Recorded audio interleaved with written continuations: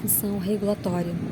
A partir da metade do século XX, a administração pública passou também a exercer atividades de incentivo em setores sociais específicos, como o fim de estimular a ordem social, econômica e, consequentemente, o crescimento do país.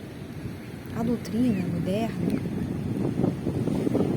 tem apontado uma quarta tarefa principal do Estado, a atividade de intervenção, função de controle, espalhada em todas as funções do Estado, sendo dever dos poderes legislativo, judiciário, a realização do controle das ações interventivas.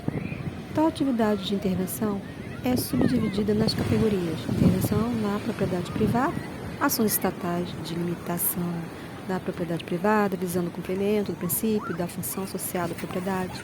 Artigo 5º da Constituição de 88, a propriedade atenderá à sua função social. Intervenção do domínio econômico, atividade de disciplina, normatização e fiscalização de agentes econômicos.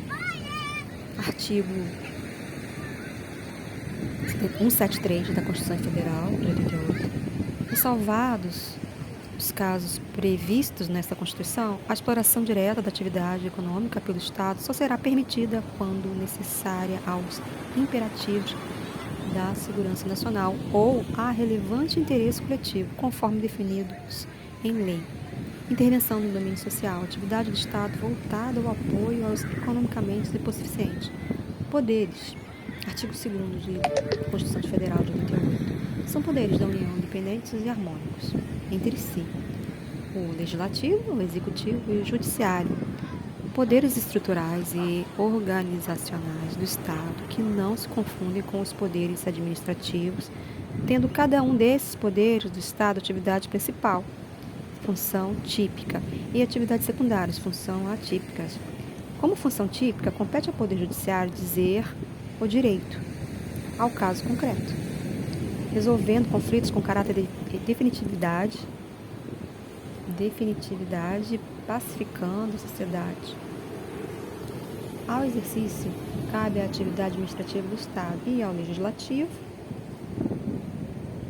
compete produzir as leis e fiscalizar atipicamente em razão da tripartição de poderes adotados no Brasil. A Constituição Federal prevê determinadas situações em que o Poder Legislativo será encontrado julgando o Presidente da República ao cometer crimes de responsabilidade, por exemplo, o Judiciário administrando disposições de organização estrutural e contratação de pessoal, por exemplo, e o Executivo legislando medida provisória com força de lei, por exemplo. Importante ressaltar que tais condições excepcionais só podem ser previstas no texto constitucional, não cabendo a lei ordinária ou complementar que defina novas formas de atuação de cada poder. Além da divisão de funções estatais entre poderes do Estado, afirma-se o entendimento de que cada poder deve realizar o controle das atividades do outro.